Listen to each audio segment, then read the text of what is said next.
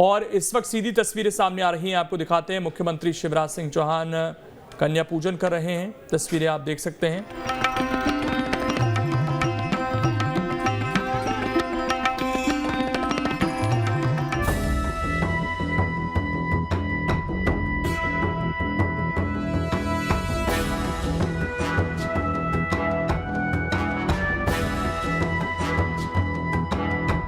सबसे पहले मैं अपनी बहनों को, बेटियों को शक्ति पर्व की, नवरात्रि की हार्दिक शुभकामनाएं देता हूं। और आज भगवान राम का जन्मदिन भी है, राम नवमी। पूरा देश और अपना मध्य प्रदेश भी भगवान की भक्ति में डूबेगा। राम नवमी की भी शुभकामनाएं। पहले एक बार परिचय हो जाए बेटी, फिर अपनी बात हम शुरू करें। नमस्ते भैया, मैं जागृति पाल, भोपाल ग्राम पंचायत मेंढोरी की सबसे युवा और शिक्षित सरपंच हूँ। बहुत स्वागत आपका, सबसे शिक्षित सरपंच। नमस्कार सर, मेरा नाम कीर्ति निगम है। मैं सहायक यंत्री के पद पर पदस्थ हूँ। नमस्ते मामा जी, मेरा नाम वैदेही सिंह चौहान है। मैं एक स्टूडेंट हूँ। सर जय हिंद सर। सर मेरा नाम अंजना दुर्बे है। मैं निरीक्षक हूँ, महिला थाना प्रभारी भोपाल में पदस्थ हूँ सर। नमस्ते मामा जी, मेरा नाम डॉक्टर निधि रौनक सहायता ज्ञानचंदानी है। मैं स्त्री एवं प्रसूति रोग विशेषज्ञ हूँ। नमस्कार भैया जी, मैं आरती उमरिया बोल रही हूँ। मेरा नाम निकिता प्रजापति है। भैया मेरा नाम प्रीति श्रीवास्तव है। मैं उड़ान संकुल स्त्री संगठन की अध्यक्ष हूँ। मुझे बहुत प्रसन्नता हुई अपनी सब बहनों से मिलकर। आज नवरात्रि का 9वां दिन है। सिद्धिदात्री 9 दिन की उपासना के बाद 9वें दिन माता कृपा की वर्षा करती है। सर्व मंगल मांगल्ये शिवे सर्वार्थ साधके शरण्ये त्र्यंबके गौरी नारायणी नमोस्तुते। भैया आपसे लाडली लक्ष्मी बहन सवाल करना चाहती हैं। मामा जी आपसे एक सवाल करना चाहती हूँ कि आपके मन में यह योजना बनाने का कैसे विचार आया? बेटी, मैंने बचपन से बेटियों के साथ भेदभाव होते हुए देखा। मैं जिस गांव में पैदा हुआ उस गांव में भी और घर में भी मैंने देखा कि बेटे को ज्यादा लाड़ किया जाता है, बिटिया को कम प्यार किया जाता है। अब स्थिति थोड़ी बदली है, लेकिन पहले तो यह था कि बेटा आ जाए तो खुशियां मनाई जाए, ढोल बजाओ, बधाई गाओ, उत्सव मनाओ। और बेटा अगर आता, बेटी अगर आती थी तो मां का चेहरा भी उतर जाता था। और फिर मैंने लालन पालन में भी भेद देखा। बेटा विशेषाधिकार से संपन्न, अच्छा खाएगा, अच्छा पढ़ेगा। बेटी की उतनी चिंता नहीं होती थी। और मैंने तो ऐसे दृश्य भी देखे कि बेटी अगर पैदा हो गई तो सास नाराज हो गई कि तूने बेटे को जन्म नहीं दिया बहू से। और दूसरी बेटी, तीसरी बेटी पैदा होगी तो फिर मैं चेहरा ही नहीं देखेंगे। ये तक बात होती थी कि इसके तो बेटा पैदा ही नहीं हो रहा है, दूसरी शादी कर दो। मन में तकलीफ होती थी कि ये भेद क्यों। जब एक ही मां के कोख से बेटा और बेटी दोनों ने जन्म लिया है तो दोनों को बराबर क्यों नहीं माना जाता। मैंने ये भी देखा कि कभी पति पत्नी में झगड़ा होता था तो पति कभी भी अपनी पत्नी को मार देता था। मारना भी मैंने केवल थप्पड़ मारते नहीं देखा, मैंने डंडा मारते भी देखा है। मैंने अपनी पति की पिटाई के कारण दौड़ के भग के मेरे घर में बचपन में घुसते हुए बहन को देखा है जो पिटती रहती थी और अंततः मन में सोच के रह जाती थी कि मैं क्या करूं, मेरा आदमी मारे चाहे पीटे। और ये बात मेरे मन को बहुत तकलीफ देती थी। मैं सोचता था, हे भगवान, ये स्थिति बदलेगी कब? कब वो दिन आएगा कि जब बेटा बेटी बराबर माने जाए, स्त्री और पुरुष दोनों का स्थान और सम्मान बराबर का हो। पहले मैं बेटियों की सांसद बनने के, विधायक बनने के बाद शादी करता था गरीब कन्याओं की। और बाद में मुख्यमंत्री बनते ही मेरे मन में पहले से ही तड़प थी कि बेटियों के लिए ऐसी योजना बनाऊं कि बेटी बोझ ना रहे, बेटी वरदान बन जाए और बेटी के जन्म पे भी खुशियां मनाई जाए। इसलिए मैंने बनाई लाडली लक्ष्मी योजना मुख्यमंत्री बनते ही। आपको पता है 5वीं पास करके 6वीं में जाए तो 2000, 8वीं पास करके 9वीं में जाए तो 4000, 11वीं में 6000, 12वीं में फिर 6000, कॉलेज में जाए तो 12500, कॉलेज पास आउट करे तो फिर 12500, 21 साल की हो जाए तो फिर 1 लाख। और अब ये भी सोचा है कि अगर लाडली लक्ष्मी बेटियों का मेडिकल, इंजीनियरिंग कॉलेज में, विशेष शिक्षण संस्थानों में अगर एडमिशन होगा अपने परिश्रम के कारण तो उनकी फीस भी मां ही भरवाएगा। सरपंच किसान की बेटी हूँ। संसाधनों के सेतु से मैं विकास करना चाहती हूँ। हाँ, मैं राष्ट्र का निर्माण करना चाहती हूँ। घर में नई नवेली दुल्हन को बेटी का दर्जा दिलाना चाहती हूँ। हाँ, मैं राष्ट्र का निर्माण करना चाहती हूँ। आरक्षण के इस दौर में गर्भ में पल रही बेटियों को उनका आरक्षण दिलाना चाहती हूँ। हाँ, मैं राष्ट्र का निर्माण करना चाहती हूँ। भैया, बात बहुत छोटी सी है लेकिन बहुत महत्व की, और ये बात बहुत अभिप्राय रखती है कि कोई भी सरकारी कार्यक्रम में आप कन्या पूजन क्यों करते हैं और बेटियों के प्रति, बेटियों में नौ देवी का रूप क्यों देखते हैं और इतनी श्रद्धा क्यों है बेटियों में? पहली बात तो यही कि इसलिए पूजन करता हूं कि मैं बेटियों में देवी देखता हूं। दुर्गा, लक्ष्मी, सरस्वती है, गंगा, गीता, गायत्री है, सीता, सत्या, सावित्री है बेटियां। और पूजन मैं इसलिए करता हूं कि समाज को ये मैसेज दे सकूं कि बेटियों के सम्मान के बिना, बहनों के सम्मान के बिना हमारा देश, हमारा प्रदेश विकास नहीं कर सकता। दृष्टिकोण बदलो, बेटियों की इज्जत करो, बेटियों का सम्मान करो। इसलिए हर शासकीय कार्यक्रम में मैं बेटियों की पूजा करता हूं ताकि समाज को मैं मैसेज दे सकूं। इस धरती पर कहा यत्र नार्यस्तु पूज्यन्ते रमन्ते तत्र देवता। भगवान वही निवास करेंगे जहां माँ, बहन और बेटी को मान, सम्मान और इज्जत की नजर से देखा जाएगा। और मुख्यमंत्री स्वयं पूजा करेगा तो एक संदेश पूरे समाज को जाएगा। इंजीनियर बहन, आपसे सवाल पूछना चाहती हूँ। नमस्कार सर। नमस्कार सर, अभी मैं इंजीनियर के पद पे पदस्थ हूँ और शासकीय कार्य प्रणाली में मैंने देखा है कि शासकीय कर्मचारी का एक अहम योगदान होता है। तो रोजगार, जो सरकारी रोजगार है अपने, उनके लिए सर आप क्या कदम उठा रहे हैं और आगे अपनी क्या प्रणाली है उसके लिए? रोजगार बड़ी समस्या है। बेरोजगारी दूर करने के लिए, अपने बच्चों को रोजगार देने के लिए अनेकों कदम हमने उठाए हैं।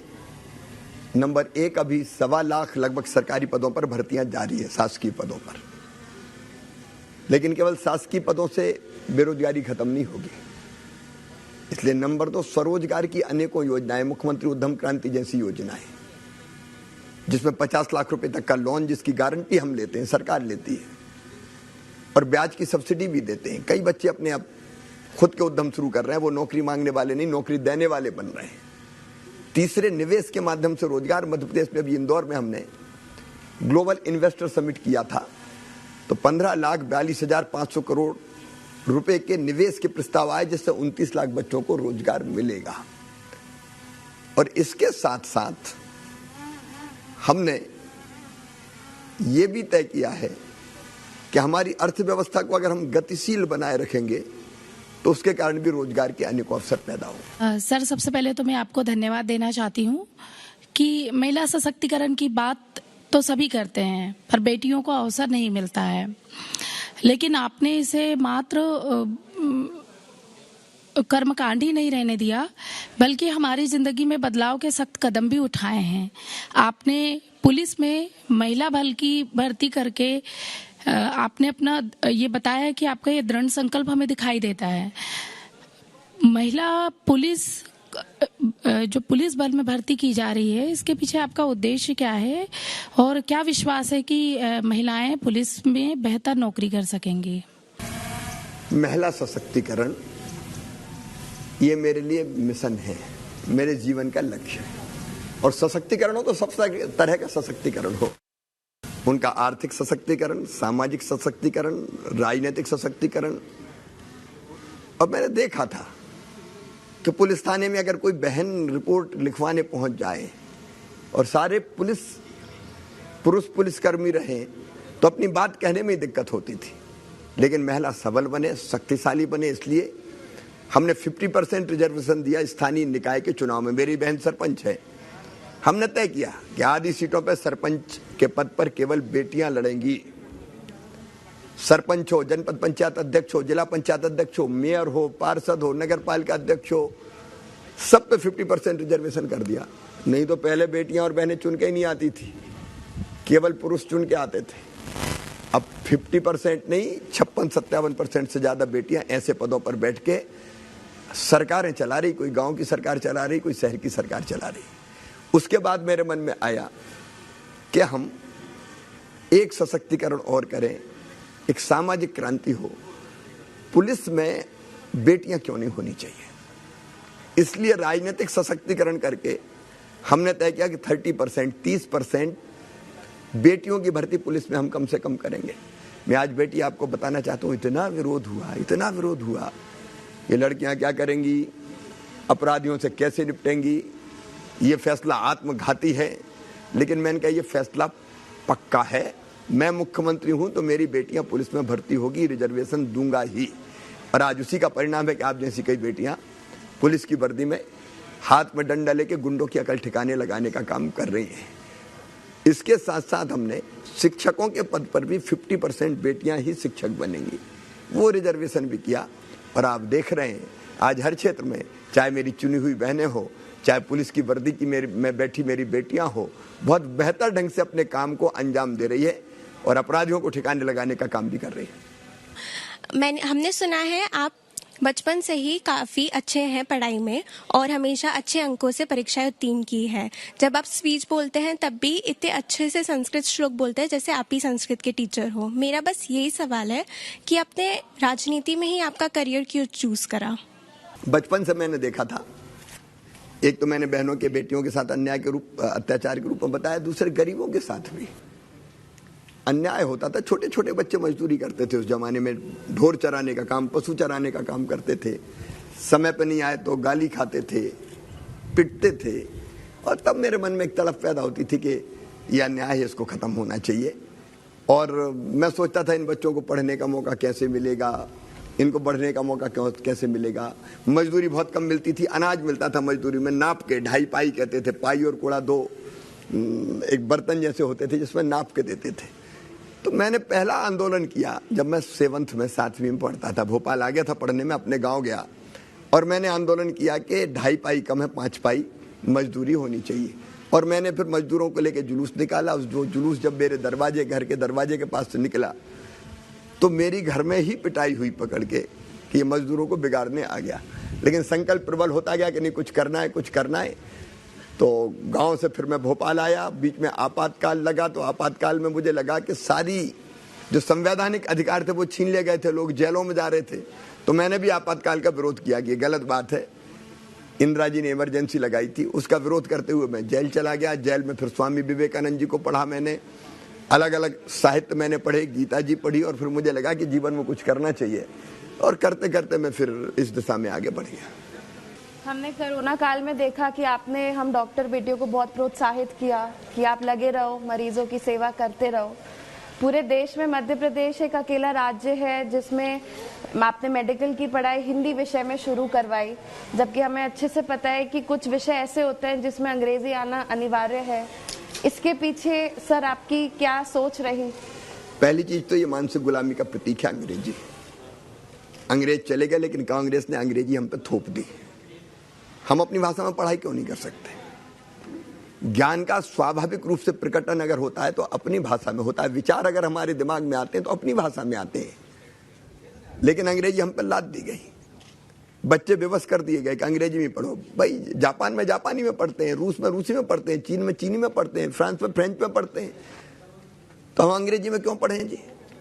एक अतिरिक्त बोझ बच्चों के सिर पे, गांव के बच्चे, गरीब के बच्चे, शहर के गरीब परिवारों के बच्चे, निम्न मध्यम वर्गीय परिवारों के बच्चे जो पब्लिक स्कूल में नहीं पढ़े, केवल अंग्रेजी के कारण घबराते हैं, बाकी सब आता है।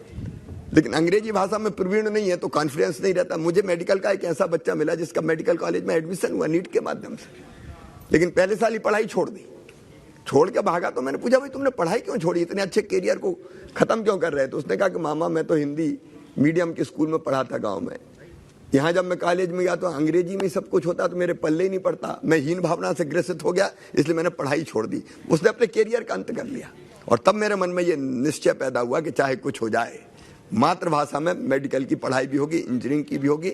और मध्य प्रदेश पहला राज्य जिसने ये फैसला किया है कि मेडिकल और इंजीनियरिंग की पढ़ाई भी और बाकी पढ़ाई भी हमारी अपनी भाषा में, हिंदी में होगी, ताकि अपनी मातृभाषा में ढंग से पढ़ के बच्चे आगे बढ़ सके।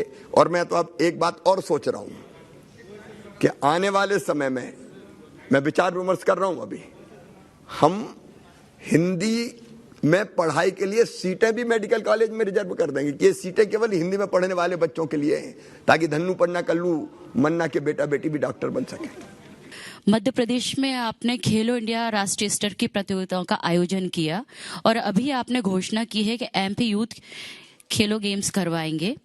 इसके लिए मैं आपका बहुत धन्यवाद करती हूँ। मेरा आपसे ये सवाल है कि शहरी क्षेत्रों में तो स्टेडियम और ट्रेनिंग सेंटर हैं, पर ग्रामीण क्षेत्रों में स्टेडियम और ट्रेनिंग सेंटरों की बहुत कमी है। उसके लिए आपकी क्या योजना है? पहले तो बेटी शहरों में भी सुविधाएं नहीं थी। 50-60 करोड़ बजट हुआ करता था कुल मिला के खेल विभाग का, बढ़ा के मैंने 750 करोड़ रुपया कर दिया है। शहरों में इंफ्रा और बाकी सब चीजें बनी, लेकिन अब हमारा टारगेट है गांव में हम खेल के मैदान बनाएं। बच्चों को खेलने की सुविधा मिलेगी तो स्वास्थ्य भी बेहतर रहेगा और प्रतिभाएं भी हमको मिलेगी। हम टैलेंट सर्च भी गांव से करेंगे, हम खेल के मैदान तैयार करेंगे, खेल प्रतियोगिताओं का अलग अलग स्तर पर आयोजन, विधायक कप, सांसद कप, मुख्यमंत्री कप, और अब हमने फैसला किया है खेलो एमपी यूथ गेम्स भी हम करवाएंगे ताकि खेल प्रतिभाएं निखरें और आगे बढ़े। स्कूलों में भी खेल पीरियड अब अनिवार्य कर दिया जाएगा। और मेरा दूसरा सवाल है, युवा नीति जो अभी आपने घोषणा की है उसके बारे में मध्य प्रदेश के युवा जानना चाहते हैं और मैं कि युवा नीति क्या है? शैक्षणिक शिक्षा के लिए, उनके स्वास्थ्य के लिए, उनमें संस्कार के लिए, उनको स्किल्ड बनाने के लिए, उनके रोजगार के लिए। और युवा केवल कल के नहीं आज के ही नागरिक हैं, केवल उनके बेहतर जीवन के लिए नहीं, वो समाज में भी समावेशी दृष्टिकोण रखें, अच्छे काम करें, पर्यावरण जैसे विषयों पर भी सोचें। अपने लिए तो सब जीते हैं, कीट पतंगे भी जीते हैं, पशु पक्षी भी जीते हैं, अपने लिए जिए तो क्या जिए। जीता वास्तव में वो है जो औरों के लिए जीता है, प्रदेश के लिए जीता है, देश के लिए जीता है। तो औरों के लिए जीने का दृष्टिकोण भी उनके मन में आए, देशभक्ति का भाव, दूसरों के कल्याण का भाव उनके मन में पैदा हो। और इसलिए युवा नीति में सारे विषय समाहित है। आज युवा नीति के बारे में विस्तार से नहीं बताऊंगा, लेकिन एक ही चीज में बताऊंगा आपको। जैसे हमने तय किया, बच्चे बेरोजगारी की बात करते हैं तो कई लोग कहते हैं बेरोजगारी भत्ता दे दो। अब बेरोजगारी भत्ता देना समाधान नहीं है, ये बच्चों को अंधी सुरंग में धकेलना है, ये केवल वोट प्राप्त करने का माध्यम है। मैं बेरोजगारी भत्ते का विरोधी हूं, मैंने साफ कहा है। लेकिन युवा नीति में हमने इस बात का प्रावधान किया है कि हमारे वो बच्चे जो काम चाहते हैं उनको हम काम सिखाएंगे अलग अलग सेक्टर में, चाहे वो उद्योग हो, छोटे हो, बड़े हो। केवल उद्योग नहीं, सर्विस सेक्टर में अलग अलग चीजें, वहां वो जाके काम सीखें, वो अलग अलग व्यवसायिक प्रतिष्ठानों में काम सीखें, परंपरागत काम सीखें। और इस काम सीखने के बदले उनको 8,000 रुपया महीना दिए जाएंगे।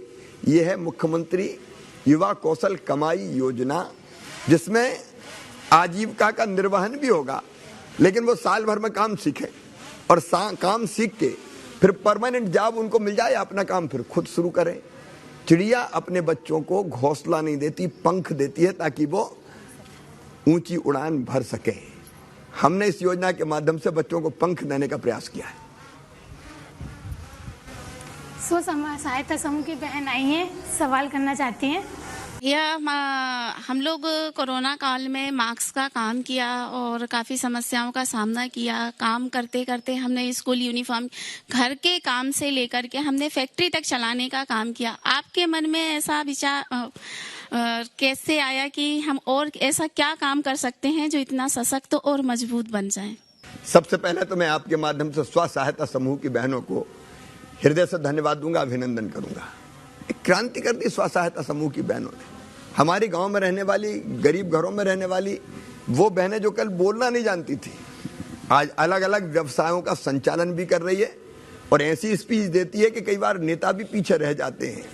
कई तरह के काम कर रही है। आपने जब कोविड का काल आया, मैंने बहनों से कहा सैनिटाइजर बनाओ, मास्क बनाओ, तो बहनों ने ढेर लगा दिए, सैनिटाइजर, मास्क, यहाँ तक कि पीपीई किट भी बना दिए बहनों ने। अलग अलग क्षेत्रों में कहीं चिप्स बना रही है, कहीं मोटे अनाज को कोदों कुटकी की प्रोसेसिंग करके उनको पैकेट में भर के उनको बेचने का काम कर रही हैं, कहीं खिलौने बना रही हैं, अलग अलग इतनी चीजें बना रही है कि आश्चर्य होता है। स्कूल के बच्चों के कपड़े भी, यूनिफॉर्म सिलने का काम कर रही है, कई जगह वो बिजली का बिल वसूलने का काम कर रही है। मुझे प्रसन्नता है कि वो नल जल योजनाओं को भी बहुत बेहतर ढंग से चला रही है। तो बहनों में अनंत संभावनाएं हैं, अनंत शक्तियों की भंडार है। वो दुनिया में कोई काम ऐसा नहीं कि जो वो ना कर सके। और इसलिए अब कई बहनों ने छोटे छोटे उद्योग शुरू किए हैं। महिला स्व सहायता समूह ने धान की प्रोसेसिंग कर रही है, वो अपनी मिल चला रही है, गेहूं की प्रोसेसिंग के काम में आई है, गेहूं की खरीदी के काम में आगे आई है। तो मैं आगे चाहता हूं कि स्व सहायता समूह भी जैसे अभी 7 पोषण आहार बनाने के कारखाने चला रही हैं, तो धीरे धीरे वो कल कारखाने भी चलाएं, अलग अलग सेक्टर में आए, आगे बढ़े। हमने तय किया अब उनको केवल 2% ब्याज पे कर्जा मिलेगा। बैंकों से हमने टाई अप किया है, गारंटी हम लेते हैं और अब केवल 2%, बाकी सरकार ब्याज भरेगी, ताकि मेरी बहनें और काम धंधों के मामले में अलग अलग सेक्टर में सफलता प्राप्त कर सकें। और लखपति क्लब में लाखों बहनें शामिल हो गई है। मेरी हर बहन मध्य प्रदेश की लखपति क्लब में शामिल हो जाए, मतलब साल में कम से कम 1 लाख रुपया उसकी कमाई जरूर। जो आपने लाडली बहना योजना में बताया था, तो उसमें आप गांव-गांव बहना पूछना चाहती थी एक सवाल, उसके बारे में आप क्या बताना चाहते हैं? मैंने जैसा पहले कहा था, बहनों का संपूर्ण सशक्तिकरण, सामाजिक, आर्थिक, राजनीतिक, मैं किसी भी मेरी बहन को लाचार और बेबस नहीं देखना चाहता। अभी कई बार छोटे से पैसे की भी थोड़ी सी जरूरत पड़ जाए, 100, 200, 500, तो पतिदेव से कहती हैं कि लाओ जरा मायके जा रहे हूँ, 500 रुपया तो दे दो। तो वो कहते नहीं है, कहाँ से दे दूँ तुम्हें। छोटी छोटी चीजों के लिए मौत आंकना पड़े मेरी बहन को, ये शिवराज सहन नहीं कर सकता। पैसा अगर हाथ में होंगे तो बहनों का आत्मविश्वास बढ़ेगा। पैसा अगर हाथ में होंगे तो वो स्वावलंबी बनेंगी। पैसा अगर हाथ में होंगे तो घर में भी उनकी इज्जत बढ़ेगी। बहन के हाथ में पैसे अगर होंगे तो गलत काम में खर्चा नहीं करेगी। वो बच्चों को दूध पिलाने के लिए पैसा खर्चा करेगी, दाल लाएगी, सब्जी लाएगी, फल लाएगी, फीस भरेगी। एक बार भाई दुरुपयोग कर सकता है पैसे का, लेकिन बहन दुरुपयोग नहीं कर सकती। और मेरी बहन के हाथ में जब हर महीने 1000 रुपया आएंगे तो उसके मन में आत्मविश्वास भी आएगा कि भैया ने पैसा भेजे हैं, अब मैं भी किसी बात की परवाह नहीं करूंगी। साल में 12,000 रुपया एक बहन को मिलेंगे, और अगर 2 बहुएं हैं तो दोनों को मिलेंगे। सासू जी अगर बूढ़ी और पेंशन मिल रही तो उनको भी 1000 रुपया कर दिए जाएंगे। तो परिवार की हालत बदल जाएगी। और अब ऐसा मौका भी कभी आएगा, क्योंकि बहनें तो थोड़े बहुत पैसा बचा के भी रखेंगी, तो पतिदेव को कभी जरूरत पड़ी और उनका मुंह लटका कि आज तो पैसा नहीं है मेरे पास, क्या करूं, तो पत्नी अगर समझ लेगी, भाप लेगी, तो कहेगी पप्पू के पापा चिंता मत करो, ये ले जाओ मेरे पास रखे।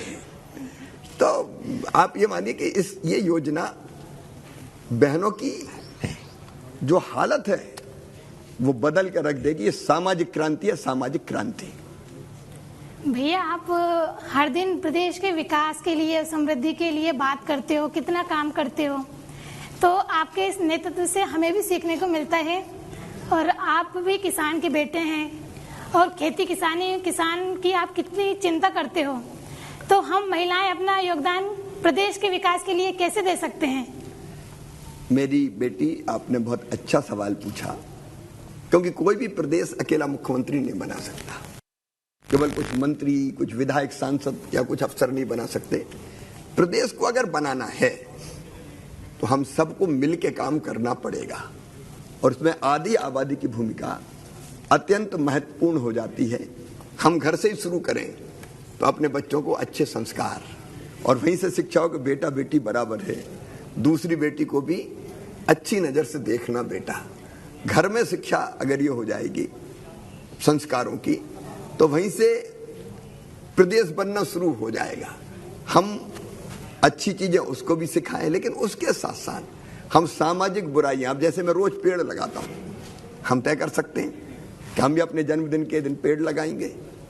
हम समाज को बदलने में योगदान देंगे, चाहे वो स्वच्छता हो, चाहे नशा मुक्ति का सवाल हो। जैसे मध्य प्रदेश में हमने तय कर दिया, आपको पता चल गया होगा, 1 अप्रैल के दिन से सारे दारू के अहाते बंद कर दिए जाएंगे, कोई दारू का अहाता नहीं चलेगा। तो ये नशे से मुक्त समाज को करना है। और नशा अगर कोई करता है तो परिणाम तो बहनों को भुगतना पड़ता है। आदमी अगर नशा करके घर आता तो अपनी औरत को पीटता है, पत्नी को मारता है, बच्चों के साथ दुर्व्यवहार करता है। तो नशा मुक्त समाज कैसे बने, बच्चे ढंग से कैसे पढ़ें। और अलग अलग सेक्टर में आप ये मत सोचो कि आप महिला हो तो आप घर के काम करोगे। आप चुन के आई हो और बेहतर काम कर रही हो। मुझे पता चला कि आपने तो अभियान शुरू किया, अतिक्रमण हटा के वहां पार्क बना दिया। आपने 7.5 लाख रुपया वसूल कर लिए, जो 9.5 लाख जो टैक्स गांव में वसूल नहीं होता था। तो बहनें अच्छी जनप्रतिनिधि बन के बदल डालें प्रदेश को, अपनी पंचायत को, अपने नगर को, वो काम कर सकती है। बहनें फील्ड में आए, सरकारी भर्तियों में, पुलिस की भर्ती हो, डॉक्टर मेरी बेटी बैठी है, हमारी एक बेटी और बैठी है जो इंजीनियर है। इन सारे सेक्टर्स में आगे बढ़ के बेहतर काम करे। लेकिन सबसे प्रमुख काम है देशभक्ति के भाव का जागरण। और सबसे बड़ा काम जो मैं मानता हूं, मैं अबला नहीं हूं, मैं सबला हूं, मैं सब कुछ कर सकती हूं। दुनिया में कोई काम ऐसा नहीं कि जो महिला ना कर सके। इस भाव को और प्रबल करना जो सेल्फ हेल्प ग्रुप के माध्यम से भी हो रहा है और बाकी माध्यमों से भी हो रहा है। सर, पहले तो मैं समस्त महिला शासकीय कर्मचारी की तरफ से आपको धन्यवाद देना चाहती हूँ कि आपने महिलाओं के लिए, शासकीय कर्मचारी महिलाओं के लिए अतिरिक्त आकस्मिक अवकाश दिया है 7 दिवस का। इसके पीछे मैं ये जानना चाहती हूँ कि सर आपकी मंशा क्या थी इसके पीछे, कि आपकी क्या सोच रही है? हमारी बहनें अतिरिक्त दायित्वों का भी निर्वाह करती है जो पुरुषों को या भाइयों को नहीं करना पड़ता। बेटों को, बेटियों को जन्म देने का काम बहन करती है। और ये बेटा बेटी के जन्म ना हो तो सृष्टि नहीं चले, चक्री रुक जाए सृष्टि का। तो बच्चों की देखभाल करना है, पालन पोषण करना है। कई बार विशेष परिस्थितियों में उनको जरूरत महसूस होती है कि आज तो मैं ऑफिस ना जाऊं, घर रहूं, तो उनके पास ये विकल्प रहे ना कि बेटा बेटी की देखभाल करना है। कोई और ऐसी चीज है जिसके कारण उसको ऑफिस जाने में आज कष्ट है, कठिनाई है। कई बार वो उन कठिनाइयों में काम करती है, विवश हो जाती है कि नहीं ऑफिस तो जाना ही पड़ेगा। इसलिए मेरे मन में यह भाव आया कि 7 दिन अगर अतिरिक्त छुट्टी देंगे तो इन छुट्टियों का उपयोग वो अपनी आवश्यकता के अनुसार करेंगी। ऋणी है ये समाज बहनों का और बेटियों का, क्योंकि आप ना हो तो ये दुनिया आगे ही ना बढ़े। उस ऋण को समाज को उतारना चाहिए। तो ये छोटी छोटी चीजें करके भी बहनों के, माताओं के उस कर्जे को उतारने का मैं प्रयास कर रहा हूँ। सर, मेरा सवाल है कि महिला संबंधी अपराधों के रोकथाम के लिए आगामी वर्षों में आपकी क्या योजनाएं हैं? दोनों तीनों तरह की चीजें हम लोग कर रहे हैं। एक, अच्छे संस्कार देना, जैसे हमने अभी कदम उठाया अहाते बंद करेंगे, क्योंकि कई बार अपराध इसमें भी होता है कि नशे में गड़बड़ करते हैं। तो नशा मुक्ति अभियान जैसे कदम भी हम उठाएंगे। समाज सुधार के अभियान है वो, जिसमें अपराध ना हो ऐसी मानसिकता बने। बेटा बेटी, बेटों के मन में भी ये भाव आए कि बेटियों के प्रति आदर का भाव, सम्मान का भाव रखें। बेटियों को आत्मरक्षा के कई प्रकल्पों पे हम काम कर रहे हैं। ये मध्य प्रदेश पहला राज्य जिसने ये तय किया। दूसरा कदम है कि कड़ी सजा देना अगर कोई अपराध करे तो, ऐसा कि करने के पहले 17 बार सोचे। इसलिए मध्य प्रदेश की धरती पर हमने तय किया कि अगर कोई बिटिया के साथ दुराचार करेगा तो सीधे फांसी के फंदे पर लटकाया जाएगा। और आप जानते दर्जनों ऐसे दरिद्रों को फांसी की सजा सुनाई जा चुकी, जेलों में सड़ रहे हैं वो। तो एक कठोर कानून बनाना, उसका काम भी हम कर रहे हैं। और उसके साथ साथ समाज को एजुकेट करने का लगातार काम करना। पुलिस में अगर लगातार भर्तियां बढ़ा रहे हैं तो इसलिए कि बहन मेरी अगर पुलिस अफसर होगी तो वो ज्यादा सक्षमता के साथ बेटियों की सुरक्षा करने का काम करेगी, महिलाओं का ध्यान रखने का काम करेगी। और उससे भी बड़ी बात है अगर वो आर्थिक रूप से सशक्त होगी बहनें अगर, तो कई अपराध अपने आप नहीं होंगे, क्योंकि अपराध मजबूर के साथ ज्यादा होते हैं। अगर कोई विवश रहते हैं तो उसके साथ होते हैं। तो बहनें शक्ति का पुंज है, उनको और सबला बना के खड़ा करने का अभियान भी हमारा जारी रहेगा। और मैंने जितनी चीजें कही है सशक्तिकरण की, वो होंगी तो महिलाओं के प्रति अपराध वैसे भी कम होंगे। हमें बचपन से ही बहुत कठिनाइयों का सामना करना पड़ता है। स्कूल से ही कठिनाइयाँ चालू हो जाती हैं और मानसिक रूप से भी बहुत गुजरना पड़ता है। आपकी ज़िंदगी में भी बहुत कठिनाइयाँ आई होंगी, आपने इन सब से कैसे हल करा? देखिए, अपने आप को आत्मविश्वास से भरे रहना चाहिए। स्वामी विवेकानंद के वो शब्द मुझे हमेशा याद रहते हैं। जब उन्होंने कहा था, मैंने पढ़ा, उनको मैंने सुना नहीं, कि मनुष्य केवल मनुष्य में स्त्री पुरुष दोनों आते हैं, बेटा बेटी दोनों आते हैं। मनुष्य केवल 3.5 हाथ का हाड़ मांस का पुतला नहीं है, वो ईश्वर कान से अमृत का पुत्र है, अनंत शक्तियों का भंडार है। दुनिया में कोई काम ऐसा नहीं कि जो वो ना कर सके। अपने आप को आत्मविश्वास से भरना है, लेकिन ये केवल कहने से नहीं आता। इसके लिए अगर नियमित दिनचर्या होगी, आप योग करेंगे, आप प्राणायाम करेंगे, आप ध्यान करेंगे, आप अंतर्मुखी होकर सोचेंगे, तो अपने आप आपके मन में आत्मविश्वास पैदा होगा। मैं कभी कभार चूक जाता हूँ, लेकिन आज भी मैं योग करके आया, प्राणायाम करके आया। ध्यान का आज समय मुझे नहीं मिला क्योंकि यहाँ जल्दी आना था, लेकिन आप अगर अंतर्मुखी होंगे थोड़े और सोचेंगे, तो जो छोटी छोटी चीजों में हम विचलित हो जाते हैं, परेशान हो जाते हैं, कई बार तो ऐसे दुखी हो जाते हैं कि कुछ लोग सुसाइड जैसे आत्मघाती कदम उठा लेते हैं। उससे, निराशा से बचने का सबसे उत्तम उपाय है अंतर्मुखी होइए, योग कीजिए, ध्यान कीजिए। अभी फिट भारत चल रहा है, हमें योग भी करना है। सरकार ऐसा क्या कर रही है कि हम अफोर्डेबल इलाज और बेहतर इलाज और बेहतर सेवा कर पाए लोगों की? दोनों तरह के प्रयत्न हम कर रहे हैं। एक, लोग बीमार ना हो, और इसलिए योग का, शारीरिक व्यायाम का और बाकी चीजों का व्यापक प्रचार प्रसार, उसमें सरकार का जो सहयोग हो सकता है। हमने यहाँ योग आयोग का गठन किया है, लेकिन फिर भी बीमार होते ही है। अब गरीब बीमार हो गया तो इलाज कहाँ से करवाए, और इसलिए हमने मुख्यमंत्री स्वेच्छा अनुदान के अंदर गरीबों का या निम्न मध्यम वर्गीय भाई बहनों का इलाज करवाने का फैसला किया। प्रधानमंत्री जी ने एक बहुत अच्छी योजना प्रारंभ की, आयुष्मान भारत योजना। आयुष्मान भारत योजना में मध्य प्रदेश में लगभग 3 करोड़ लोगों का रजिस्ट्रेशन हो गया है, उनके कार्ड बन गए। इस योजना में 5 लाख रुपए तक का इलाज निजी चिन्हित अस्पतालों में साल में निःशुल्क करवा के दिया जाएगा। तो हमने कई ऐसी योजना बनाई है जिसमें गरीबों का, निम्न मध्यम वर्गीय भाई बहनों का इलाज भी निःशुल्क हो सके। शासकीय अस्पतालों में कई तरह की जांचें फ्री है। डायलिसिस जैसी जो किडनी की बीमारी में जो डायलिसिस जैसी सुविधाएं थी, उनको फ्री में करने का काम किया है। दवाइयाँ फ्री, चेकअप फ्री। सरकारी अस्पतालों का जाल बिस्ता चला जा रहा है। 25 मेडिकल कॉलेज मध्य प्रदेश में हो गए, पहले 5 थे केवल।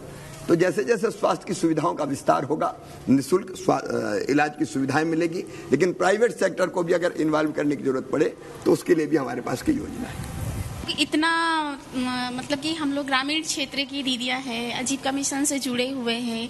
हम लोगों को काफ़ी कुछ काम ऐसा समूह के माध्यम से मिला है कि हम वो सब सारे काम कर पाए हैं जो कभी हमने सोचा भी नहीं था कि ये काम हम लोग ग्रामीण क्षेत्र के होकर के कर पाएंगे।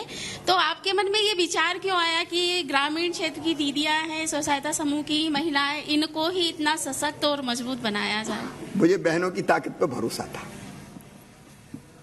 नारी की शक्ति पर, बेटियों की ताकत पर मुझे पूरा विश्वास था। और इसलिए मैंने ये सोचा कि अगर थोड़ा प्रशिक्षण मिल जाए और थोड़ी सहायता बैंक से मिल जाए, सरकार से मिल जाए, तो ये बहनें चमत्कार कर सकती है। और वो मेरा विश्वास फलीभूत हो रहा है। लाखों बहनें, आज 44 लाख बहनें स्व सहायता समूह से जुड़ी है और अलग अलग कामों का संचालन कर रही है। अब दूसरों को दिशा देने का काम कर रही है। आज सरकार की हालत हो गई कि कोई काम और कोई नहीं कर सके तो किससे करवाएं, तो हम सोचते हैं स्व सहायता समूह को दे दो, वो कर देंगे। नशा मुक्त केंद्र के बारे में बताया था, उसमें मध्य प्रदेश की बहना ये पूछना चाहती है कि आप मतलब उसमें क्या बोलना चाहते हो? सबसे बड़ा फैसला जो अपन ने किया है कि पहले सबसे आम नशा है शराब। शराब की बोतल खरीदी और वहीं बगल में बैठ के पीने के बाद होश नहीं रहा, तो हिलते डुलते गिरते पड़ते वहां से बाहर निकले, कई बार गाड़ी चलाते निकले तो गाड़ी भी ठीक से नहीं चला पाता आदमी, नशे में एक्सीडेंट भी होते हैं। दूसरी चीज ये होती थी कि जब नशा कर लिया तो बुद्धि तो काबू में रही नहीं, तो आदमी नहीं रहता। फिर बुद्धि हो तो विवेक हो तो आदमी है, और फिर वो पशुवत व्यवहार करता है। उसी में छेड़छाड़ की घटनाएं और कई घटनाएं होती। घर में आके वो मारा पीटी करता है। और इसलिए हमने तय किया कि पीने के ये जो स्थान थे ये बंद, वहां नहीं पी सकते, सड़क पे नहीं पी सकते, पार्क में नहीं पी सकते, चौराहे पे नहीं पी सकते। अगर कोई पिएगा तो सख्त कार्रवाई होगी, छोड़ेंगे नहीं हम। पी के गाड़ी नहीं चला सकते, पी के गाड़ी नहीं चला सकते आप, क्योंकि हम वो जो एनालाइजर जो रहते हैं जिनको मुंह में अगर लगा दो तो तुरंत आ जाएगा कि इसने नशा किया है। इन सब चीजों को हमने प्रतिबंधित कर दिया। अब वो और कहीं नहीं पी सकता, तो उसके लिए एक स्थान बचता है कि वो घर पे जाके पिए। अब आधे तो इसी में छोड़ देंगे कि पति पत्नी भी है, बेटी भी है, बेटा भी है, उनकी भी चिंता रहती कि ये क्या कहेंगे कि हमारा पापा तो ये करते हैं, पत्नी का भी संकोच रहेगा। लेकिन इसके बाद भी अगर कोई ये जरूरत करता है तो मैं अपनी बहनों से कहूँगा कि कड़ा प्रतिवाद करे, डंडा वंडा तैयार रखे और कह दे कि घर में तो ये नहीं चलेगी। ये सामाजिक क्रांति एक तरह से नैतिक प्रतिबंध है, नहीं कहीं भी पी के आ जाते थे। तो हम एक बहुत बड़ा कदम हमने उठाया है, आगे और जैसी परिस्थिति होगी फिर और फैसले करेंगे। भैया मेरा सपना है कि मेंढोरी पंचायत को मैं एक मॉडल पंचायत बनाऊं, तो ये सपना पूरा करने के लिए मुझे आपका मार्गदर्शन चाहिए। आप पंचायत का गौरव दिवस बनाओ, एक दिन आप तय करो। मैंने शुरू किया गौरव दिवस का कार्यक्रम अपने गांव में। मैं गया, गांव के लोगों को इकट्ठा करा। अभी क्या है कि हर एक सोचता है कि यार हमें क्या करना है, सरपंच करेगी या सरकार करेगी। अब मेरा गांव, सब कुछ सरपंच क्यों करे? क्या गांव के लोगों की कोई ड्यूटी और दायित्व नहीं है? अपना गांव स्वच्छ रहे किसका दायित्व है? पूरे गांव का दायित्व है। पूरा गांव स्वच्छ रखेगा तो अपना गांव स्वच्छ होगा, अपना गांव नशा मुक्त रहे, अपना गांव हरा भरा रहे, अपने गांव में पानी बचे। अब कई जगह लोगों ने ऐसी बढ़िया जल संरचनाएं बना दी कि वाटर लेवल ऊपर उठ गया। जिन हैंडपंपों में पानी नहीं आता था अब 24 घंटे पानी आ रहा है। हर घर में अगर हमको पानी देना है तो अपने यहाँ तो होगी पहले से, लेकिन जल जीवन मिशन के अंतर्गत हर घर काम चालू। हाँ, आपके यहाँ तो काम चल रहा है। तो आप 3 चीजें करें। नंबर 1, सरकार की योजनाओं का बेहतर क्रियान्वयन। नंबर 2, आपने बहुत अच्छा किया है कि जो सुविधाएं ले रहे हैं उसका न्यूनतम कुछ दो, जिसको हम कर कहते हैं। उसी कर से पूरा देश चलता है, पूरा प्रदेश चलता है। तो आप ले रहे हो सुविधा तो कुछ ना कुछ आपको देना चाहिए। ये फ्री का भाव जो पैदा कर दिया राजनीतिक दलों ने वो गलत है। नंबर 3, गांव के लोगों के मन में गौरव पैदा हो जाए कि मेरा गांव, और इस गांव को सबसे अच्छा गांव बनाने में मैं भी सहयोग करूंगा। तो कोई हरियाली बढ़ाने का काम करे, कोई बेटी बचाने का काम करे, कोई हमारे गांव के बच्चों को बेहतर शिक्षा के लिए क्या कर सकते हैं उसका काम करे, हमारा स्कूल ठीक चले, हमारी आंगनबाड़ी ठीक चले, हमारी आंगनबाड़ी में कोई बच्चा कुपोषित ना रहे। कई जगह लोगों ने अनाज इकट्ठा किया और आंगनबाड़ी में भर दिया कि सरकार के अनाज काय को, अगर हमारे बच्चे हैं तो हम अनाज इकट्ठा करके देंगे उनको। या देवी सर्वभूतेषु शक्ति रूपेण संस्थिता, नमस्तस्यै नमस्तस्यै नमस्तस्यै नमो नमः। तुम शक्ति स्वरूपा हो, तुम दीनहीन नहीं हो, तुम कमजोर नहीं हो। अपनी इस ताकत के बल पर आगे बढ़ने का संकल्प करो, और आगे बढ़ने के संकल्प में तुम्हारा भाई और तुम्हारा मामा शिवराज तुम्हारे साथ है, सरकार तुम्हारे साथ है। मेरे जीवन का मिशन है, जीवन का मिशन। वैसे तो मैं सब काम करूंगा, स्कूल, सड़कें, पुल पुलिया, बिजली, पानी, लेकिन जीवन का मिशन है। मैं बहनों को मजबूर नहीं रहने दूंगा, मजबूत बनाऊंगा, ताकि हर एक क्षेत्र में आगे बढ़ के वो काम करे। बनाऊंगा मतलब बनेंगी आप, सहयोग मैं करूंगा। और इसलिए आगे बढ़ो मेरी बहनाओं। देखो, भारतीय संस्कृति में अंतिम संदेश देना रामनवमी है, तो भगवान राम अकेले को याद नहीं करते, हम कहते हैं सीता राम। पहले सीता है, राम बाद में है। राधे श्याम, राधे कृष्ण, राधे पहले है, कृष्ण बाद में है। गौरी शंकर, शंकर बाद में है, गौरी मैया पहले है। लक्ष्मी नारायण, लक्ष्मी पहले है, नारायण बाद में है। ये संदेश है, संदेश भारतीय संस्कृति का, कि पहला स्थान महिला का है, बहन का है, बेटी का है, माँ का है। आइए हम सब मिलकर उसको हासिल करें। बहुत बहुत शुभकामनाएं। आपके रहते हुए हम जरूर ये हासिल करेंगे सर। बहुत बहुत शुभकामनाएं सब बहनों को। फिर मिलेंगे। धन्यवाद। धन्यवाद।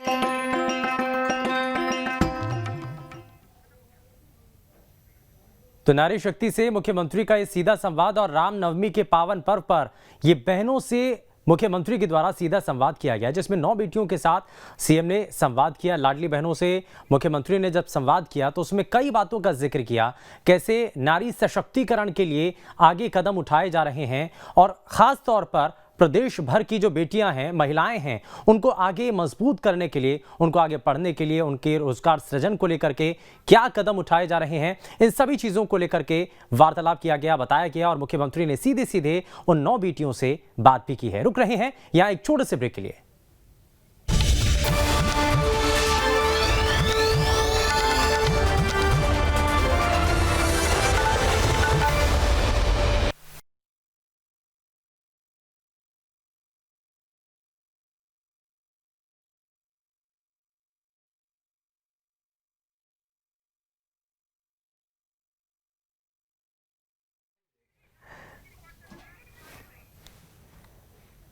नमस्कार, आप सभी का स्वागत है न्यूज